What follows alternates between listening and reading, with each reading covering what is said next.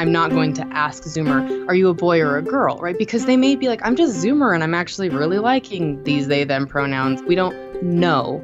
From the Mamma Mia podcast network, I'm Mia Friedman, and you're listening to No Filter, candid conversations that count. Here's a thing to know about being pregnant. When you tell people that you are, one of the first questions that they'll ask is, so do you know what you're having? Is it a boy or a girl?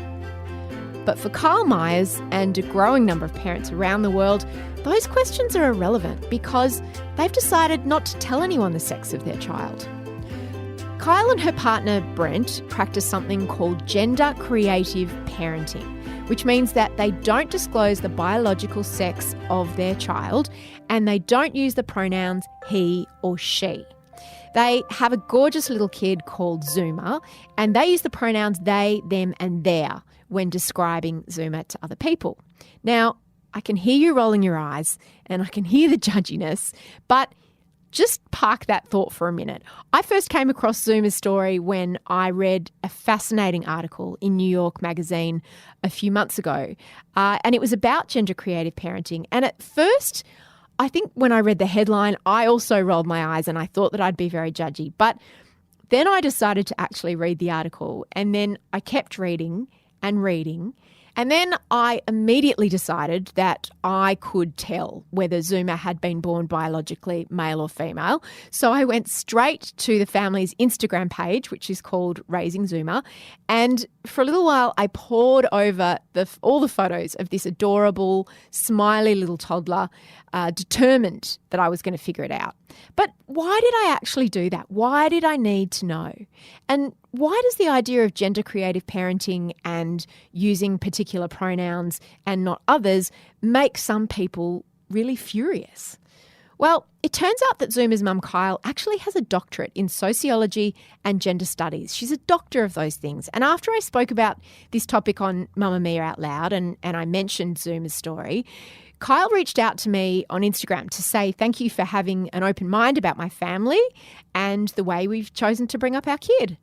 I had so many questions, you won't be surprised to know. So, of course, I asked her to join me on No Filter, and she was an absolute delight to talk to. Here's Kyl Myers. Tell me about the day you found out you were pregnant with Zoomer. Yeah, it was my 29th birthday, and Brent and I had been trying for like 2 months. And I remember the night before, because it's like not fun to try to make a baby. It's really not. It's not. I didn't think it was fun. It was the least fun sex that I've had in my life, true. Probably.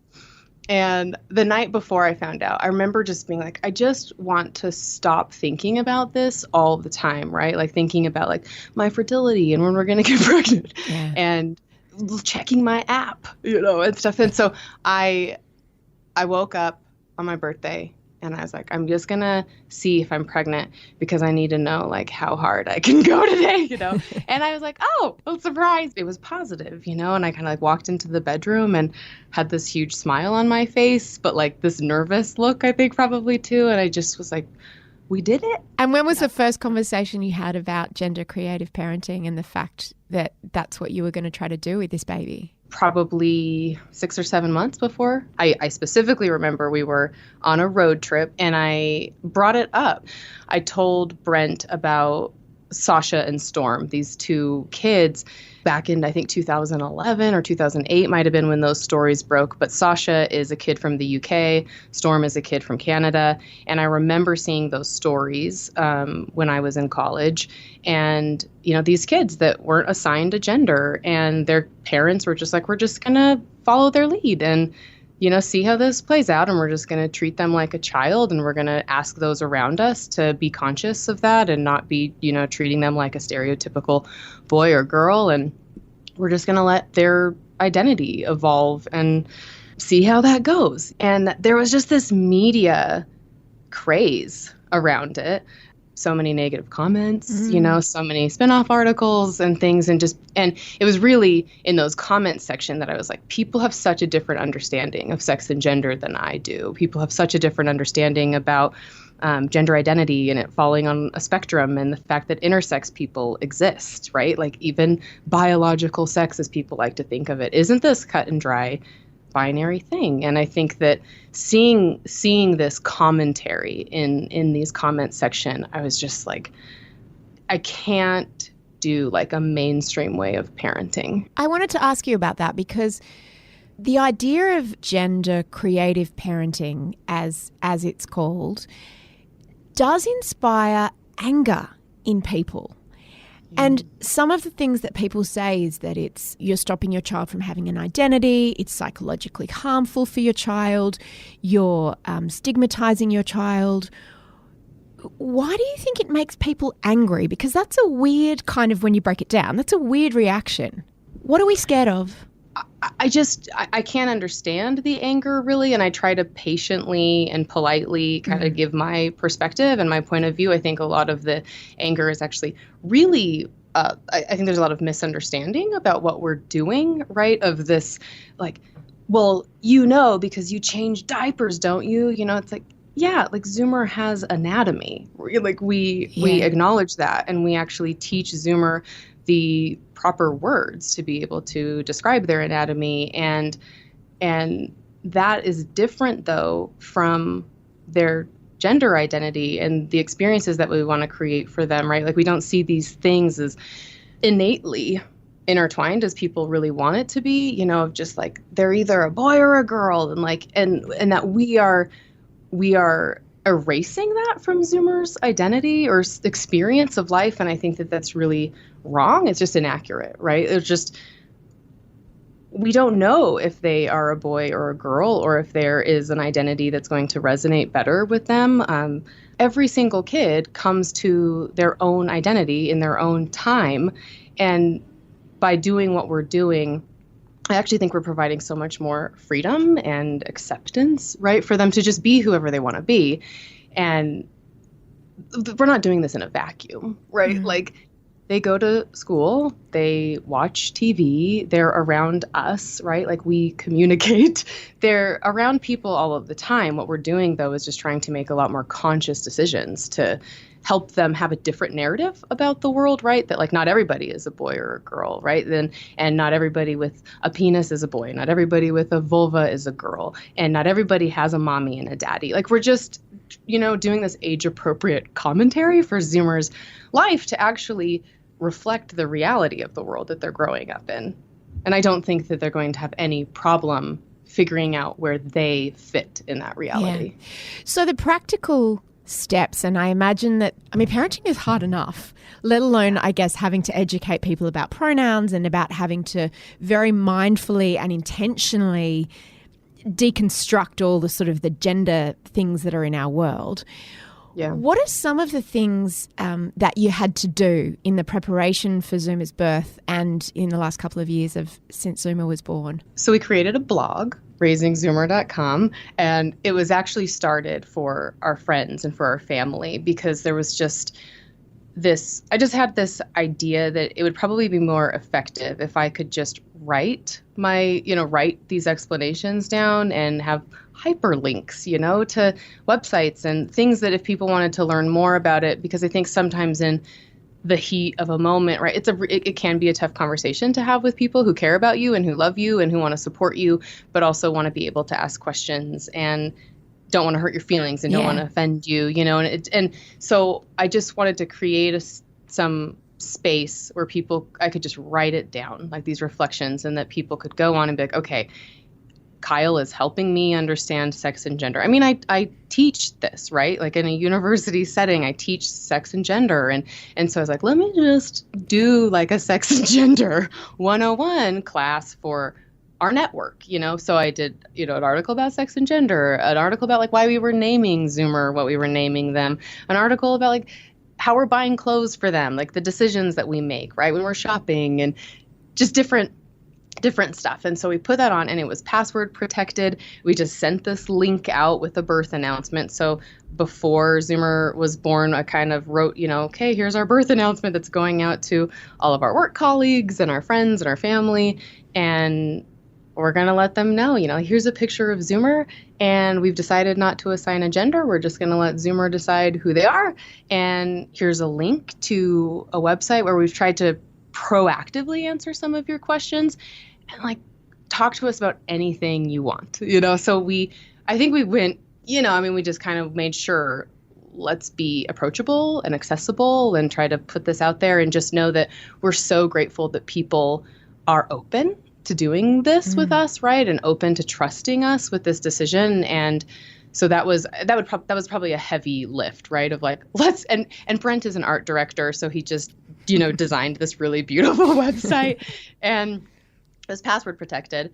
And eventually though, just slowly people would be like, hey, like my hairdresser is pregnant and I was telling her about you and Zoomer and she's really interested in learning more. Can I give her the password? And I'm like, oh yeah, sure. And so it just kind of kept growing like that. People asking, for friends who were interested. So then we just made it public, for people to be able to stumble upon it if they needed to, and made the Instagram, mainly for our friends and family, but then found a really, really cool community of people just all across the world. And so that was good. So I would say that was like the thing that we kind of put out into the world for people. How did your family and friends react? Because I imagine you explained it to them before Zoomer was born. Mm-hmm. What was the reaction from them? There were diverse reactions, I would say. I mean, it depended on who. I mean, everyone overall was supportive. I think there was different rates at which they got on board, though. It depended. And I think it depended also whose family we were talking to. Was it my family or was it Brent's family? Because everyone in my family expected this of me, right? They're like, oh, Kyl, the roaring feminist who's just always like, has things to say and is challenging systems. Like, yeah, we're not surprised you're doing this. We have some questions and, but no one was surprised that I was doing this. I'd been talking about gender equity and talking about how we need to be changing the way we're raising children and all types of things. So no one was surprised on my side, really. They didn't understand it as much, but they really trusted us and supported us and were really lovely. I think there was a couple moments of like maybe some disappointment or some confusion of maybe grandparents thinking this makes me sad to think that like if you're trying to hide their sex that I don't get to have these interactions with them that I would want as a grandparent, right? And it was like, well, hold on, like you will know, right? Like you will have the opportunity to bathe Zoomer and like so. Yeah, or change a nappy and have Zoomer stay the night and help her stay the night and help them get dressed or Yeah.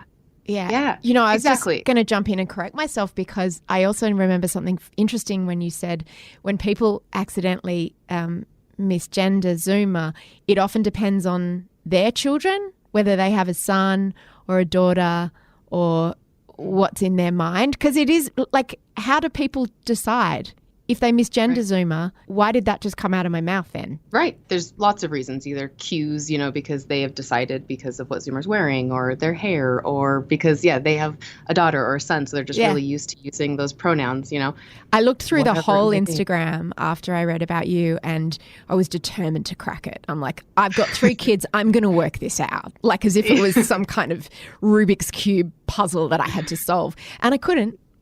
In some photos, I'd go, oh, Zoomer's a girl. And then I'd be like, oh, no, Zoomer's a boy. And then I ended up observing my own behavior and going, why do I care? Why is it so important for me to put this kid in a box? And what does it mean? Well, I think gender is just one of the most important categories that people try to put somebody in, right? I mean, it's really the first thing that people ask when they find out you're expecting or I mean, it's just really one of the first distinctions that I think we make, maybe even if we don't have a person in front of us and we're looking at a resume, right? Like our brain is immediately going to go, oh man, oh woman, right? And then I think you kind of get a little bit defensive because I mean, my name's Kyl, right? And so I've applied for jobs and then shown up and they're like, oh, I wasn't expecting a woman, It's like, surprise, like just these.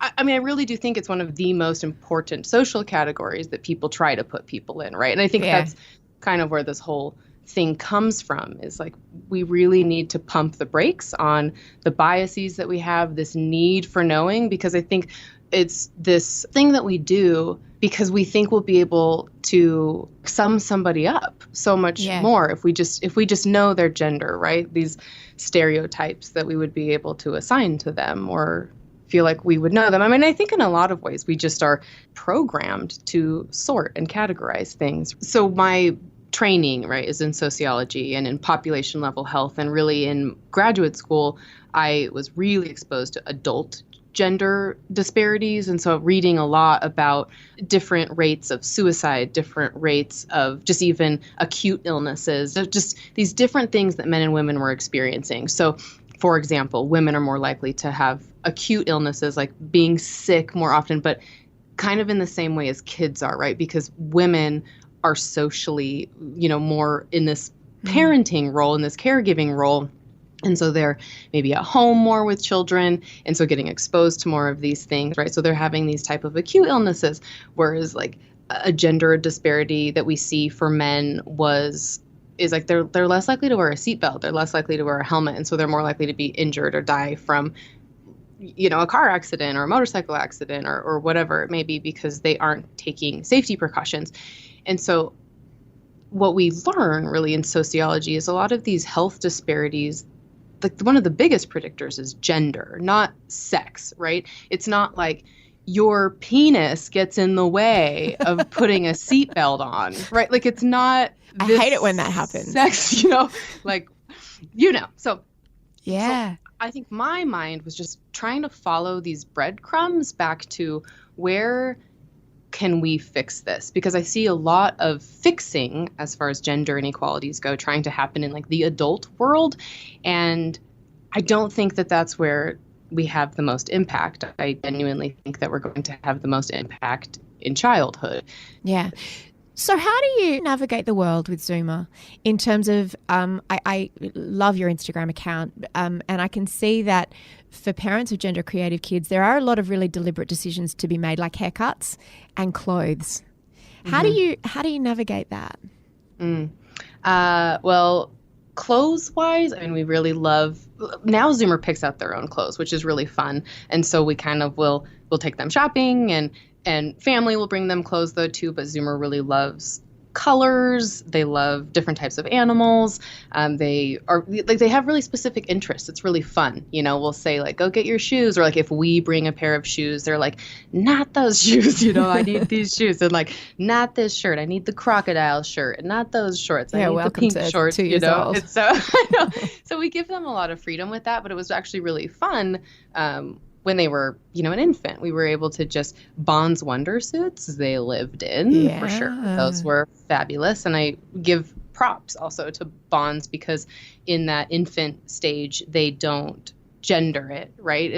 They're just Wonder suits for babies. And I really appreciate that. And we do try to give our money to companies that are making, efforts to just have clothes for kids. I think that that's really important. And we like that. We just tried to balance it, right? We just would get a lot of colors, get a lot of fun, different prints, and steer clear from really hyper gendered things, like really hyper feminine or really hyper masculine things. Like we didn't put Zoomer in, flashy tulle dresses when they were 2 months old. And it was really less about femininity as much as it was about comfort. We just really tried to prioritize comfort for Zoomer. And we didn't get shirts that said, daddy's whatever. Yeah, little girl or daddy's little boy. Yeah. Yeah. Or like, stud, heartbreaker, lock up your daughters. I think those are really problematic things anyway. We steer clear away from anything that's sexualized or really, really hypergendered. But otherwise, like we could easily go shopping in H&M or Gap or Target, right? We just would find whatever clothes were cute and comfortable. As far as hair goes, we're just letting their hair grow until they can communicate to us how they would like their hair. I do cut their fringe to keep it out of their eyes, but they'll kind of let us know, like, I want to wear a hat today. I want to, I want my hair in a pony, and just different stuff like that, just following their lead. And I think that people don't give credit to kids as enough, or maybe as early, that like they really can make decisions, about what they like. Who knows Zoomer's sex? How many people know? Oh, gosh, quite a few. I mean, so our family members know. Zoomer goes to a daycare, so their teachers know. A lot of the parents of the other kids at that daycare would know because they might be in the room when Zoomer's diaper is being changed. Their healthcare providers know. I guess the person at TSA who's checking Zoomer's passport knows. There are people who know Zoomer's sex, and mainly it's in this considered what we considered necessary, right? They're changing a diaper. They're the healthcare provider. Otherwise, it isn't necessary. And people who are in their world, we are regulars at certain restaurants, and they just love Zoomer, and they don't know Zoomer's sex, but they know Zoomer's gender creative, and they use gender neutral pronouns, and it just doesn't seem to faze people in our community, Is it exhausting having to have the conversation all the time, like at the supermarket? Does it come up a lot? It does not come up nearly as much as people think it comes up. I mean, I think people are like, oh, you must be having this conversation 100 times a day. Like, first of all, if I saw 100 people a day, I would never leave the house, I just want people to think critically, right? Like, think about your average Monday, right? Like, what do you do? I take my kid to school where they are with the same, 10 kids in the classroom with the families who we know, all the families. They know who we are. They know Zoomer's gender creative. They use they, them pronouns. If they ever slip, they're like, sorry. And we're like, no big deal. Thanks for trying. It's all about this consciousness, right? And we have great conversations, and we recommend books to each other, and we hang out. It's great. We invite them to Zoomer's birthday party. We get invited to their birthday parties. So there's this little world of daycare. And then it's not like there's new employees at my work every single day, right? All 10 people who I work with know, right? They were on the birth announcement list, right? They know. And then we go to the grocery store, and someone's like, the cashier will be like, can I give her a sticker? And it's like, yeah, sure. Zoomer, you want a sticker? Cool. Or if we're at a restaurant, someone's like, what can I get him? We're like, Zoomer, what do you want? It's just right. You don't get up and say, well, and deliver your TED talk. Hello, I'm Dr. Kyl Myers. I would like to talk to you about pronouns today, at the cafe. That's not how this goes. And so we just kind of have this very specific guideline of if we're at the park and someone's kid comes up and starts playing, and I'm having a really short conversation, and they just ask how old's your son? How old's your daughter? What, I'm just 2.5. It's not a big deal. But if they do say something sorry, very rarely nowadays do people say, they just assume a gender for Zoomer. They just assume gender. And do they assume the same gender, or it's split? No, it's pretty balanced. It's pretty, and it largely depends on what Zoomer is wearing. And so that's why we do make some conscious decisions of you're being gendered like a girl a lot lately. Let's make sure that let's balance this out, because what we're also trying to make sure is that when we are out and about, that they hear balanced adjectives, right? That they hear that they're beautiful and that they're fast and strong. And, we want them to get nuanced experiences, right? But if it's going to be someone who's in our world, then we'll absolutely be just so you know, we're gender creative parents, and this is what that means to us. And people are really kind and, and supportive. But I think it also is because of our approach of just we know this is new for you, and we want you to be comfortable to ask questions, but just these are kind of the reasons why we're doing it. We just really don't want our kid to be experiencing a lot of gender stereotypes, and we want them to just be able to come to their identity on their own terms. And they're cool. And then oftentimes they'll be I dated a transgender person, or my sister's child is transitioning right now, or whatever it is, whatever it may be. But it kind of opens these doors to having really, really fantastic conversations.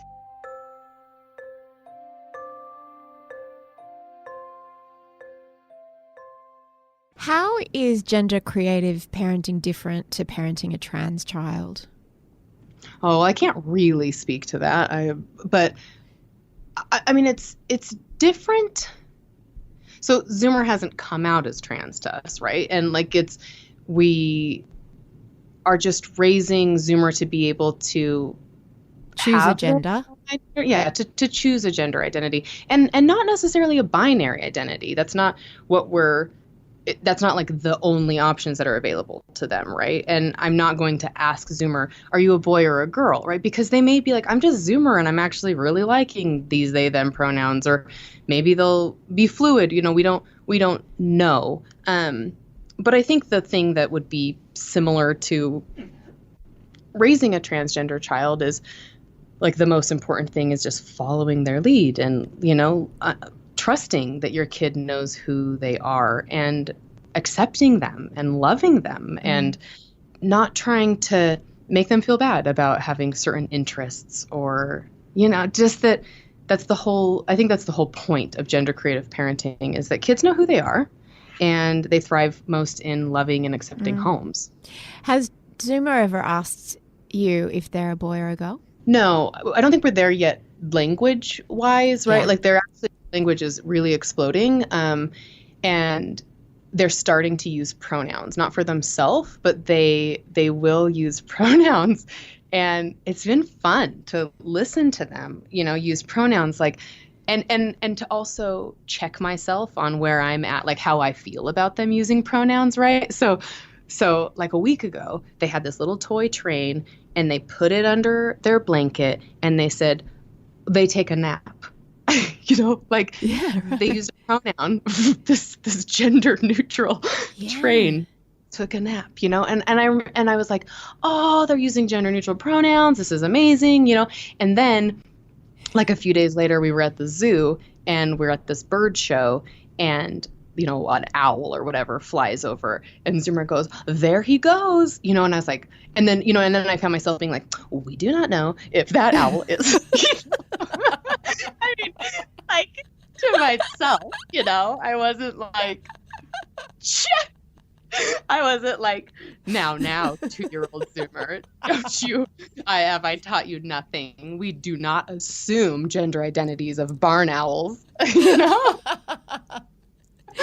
You were saying also, like, if something has a backstory, like a character on a show, like Dory the fish, right? You will say she because Dory has a backstory, but the barn owl, however, has no backstory that we know of. Yeah, I know. So that, but I think what's cool though is that like I'm aware of it though, right? Like I'm like, okay, I am aware that Zoomer just used a he pronoun for the owl. But they used a they pronoun for the train. And I hear them call their trucks alternating, she, he, and they pronouns. And so it's like they're using pronouns because they're developing language and this is really important for them, right? But just it's leveling up the way that we're teaching them about the world, right? Because for so often it was just, I'm just going to try to narrate the world that I want for you. I'm going to call little kids friends. I'm going to call adults grown-ups. I'm not, I don't call women moms. I don't call men dads, right? But Zoomer will sometimes. And I think that that's okay, right? They're categorizing like we do as humans, and we're at the aquarium and Zoomer's like a mommy fish and a Zoomer fish, and it's like, maybe. But like, and I'm not trying to turn every single outing with into my kid, a teaching moment. You're right. I just find myself being like, okay, what Zoomer is seeing right now is a big fish and a little fish, and I am the big fish and they are the little fish. And so if it's a mommy fish and a Zoomer fish right now, we're just gonna do this, So, but just I love that they call other kid friends. They don't call them boys and girls. I love, just that's what we're trying to do is just help them normalize, wheelchairs, help them understand diversity in skin color, help them understand these types of things, You and Zoomer's father, are you both cisgender? We are both cisgender. What that means is that when we were born, our parents and the world and whatever, like assigned us gender, right? Based on our sex. So like I was assigned female at birth and I was assigned a girl at birth. And as I've grown up, that works for me. I don't have dysphoria around my body, right? I don't have dysphoria around like this gender identity that's given to me.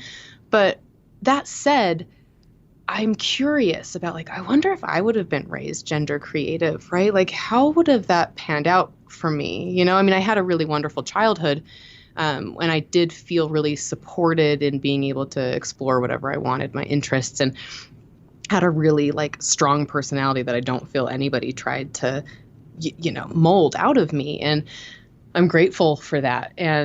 But I still wonder, I still wonder, like, okay, I'm like 32 and I wish I had a different relationship with myself and like body hair or, just these things that I'm trying to critically think through now as an adult, as I am responsible for this tiny child and helping them learn about the world and people and differences and norms and bodies and, and just really trying to check myself. What happens next? How does this play out? I mean, just like any other parent, right? Like, what happens Who knows? Next? I mean, like, who knows, right? I mean, truly, like, most non-binary kids and transgender kids are raised by cisgender parents who assigned them a gender, right? And a sex at birth. And I don't know. Like, Zoomer is so incredible, though. And I think as their language develops, they are asking more questions. And I think they'll start asking more questions about gender. But as of right now, like with their little friends, right, they just call each other by their first names. I don't hear them say boys or girls yet, especially because the daycare that they go to is very mindful about it and they call all of the kids friends.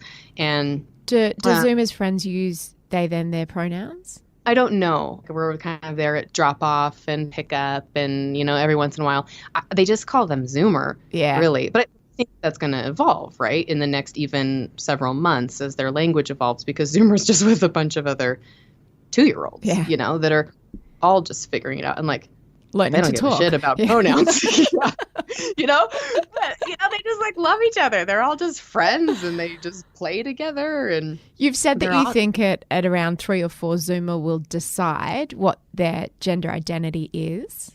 Do you still think that? I do. But I also don't think that it's going to be like concrete, right? Like Zoomer's going to just one day in 6 months or a year say, oh, I'm this and my pronouns are this. I think that we're going to start hearing them use pronouns for themselves and we will hear them categorize themselves, and nothing is really going to change as far as how we parent, though, right? It's not like we're like, fantastic, and then just like glob on the stereotypes, just like throw out all their clothes and take them, shopping down one aisle, one part of the store. The kids who are older than Zoomer, you mentioned Sasha and Storm.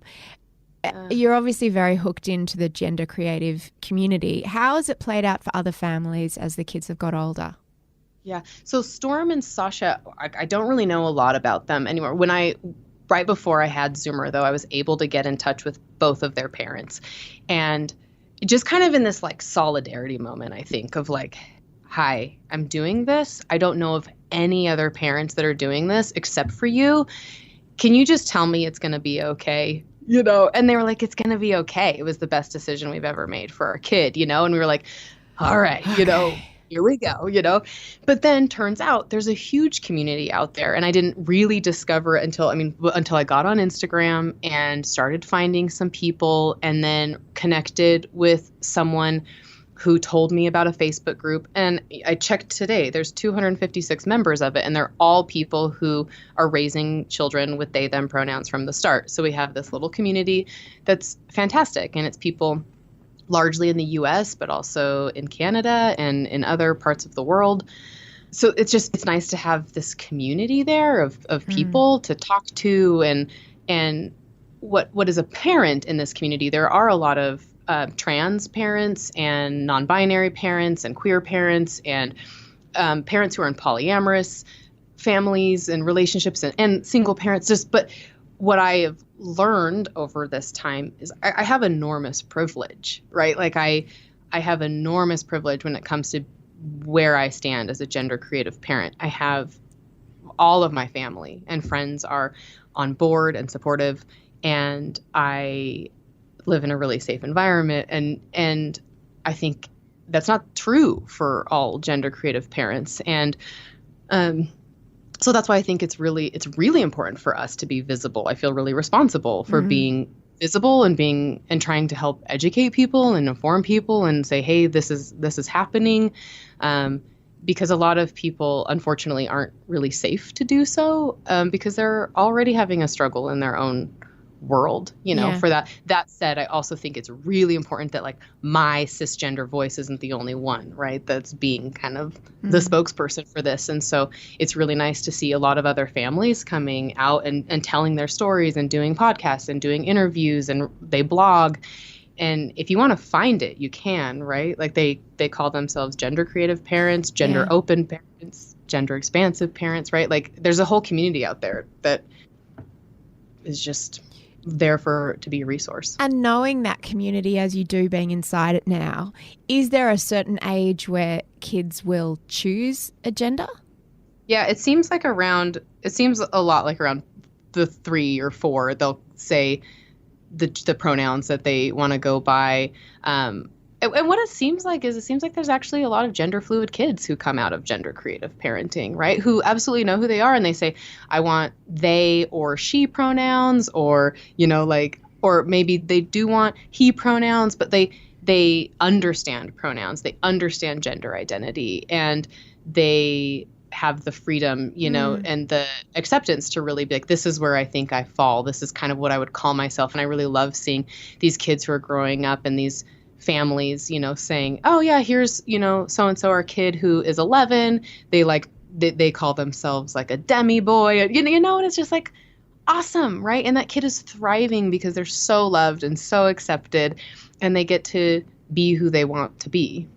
And what about people, Kyl, who say, kids aren't generally the best decision makers when it comes to things that are good for them, right? So like you wouldn't let your kid choose what they had for dinner every night because they'd probably choose ice cream. Giving them the responsibility of choosing something as fundamental as gender is a very, very big burden to place on a child, some might argue. How do you respond to that? I don't know. I guess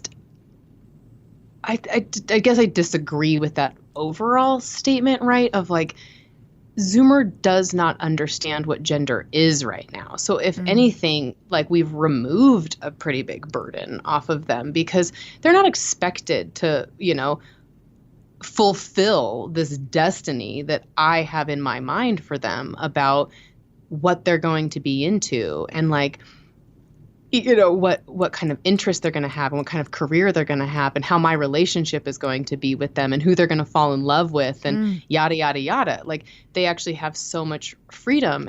And I think if anything, as a parent, to me, little kids do not need gender like people think they do, right? Yeah. Like they don't understand it. They don't need it. And I think it's doing way more harm than good as far as the heavy piling on of gender stereotypes and expectations and norms and all these biases that are kind of coming to the forefront. They're having huge implications. I mean, we even see there was a study recently that came out where it was this really simple experiment that they did. They read a story to some 5-year-olds about a really, really smart person. And then they read the same story to some 7-year-olds about a really, really smart person. And after the story, they would show the children a picture of a woman and a picture of a man, and they would say, who was the really, really smart person in this story? And the 5-year-olds would choose someone of their own gender, right? So the 5-year-old girls would choose the woman, the 5-year-old boys were more likely to choose the man. By 7, though, the girls were more likely to choose the man as the really, really smart person. And so I just think we are already seeing so much evidence that these stereotypes are taking hold really early, that, kids are just absorbing these conversations that are happening around them. And so I think by actually teaching kids and by consciously talking to teachers, by consciously challenging media, right, that we need to be doing better for our children because we are perpetuating inequality. Yeah. Kyl, thank you so much. I found this the most eye-opening, heart and mind-opening conversation. I love your Instagram. I love your blog. I love what you're doing. I think Zoomer is a really, really lucky little kid. And I've lost my obsession with working out whether they're a boy or a girl. You'll be thrilled to know. You've helped me realize that it actually doesn't matter. It doesn't matter. And, you know, for all the people out there that say it's a terrible thing to do to a child, I always come back to, you know what? There are kids in the world I'm worried for more than the ones whose parents are trying so hard to parent in a particular way with an intention of making the world better for their kids and making life better for their kids. So thank you. Thank you. Thank you for listening. You can follow Kyl on Instagram at RaisingZoomer. And she's just been working on this fascinating project of a book or an e-book of all these different hairstyles for gender creative kids. You can read more about gender creative parenting at Kyl's website, which is raisingzoomer.com. Next week, I'm going to be speaking to one of Australia's best athletes. We've actually got her photo stuck on the wall in the Mamamia podcast studio, along with, I don't know, about 20 or 30 other inspirational, incredible Australian women. So I've wanted to meet her and interview her for a long, long time.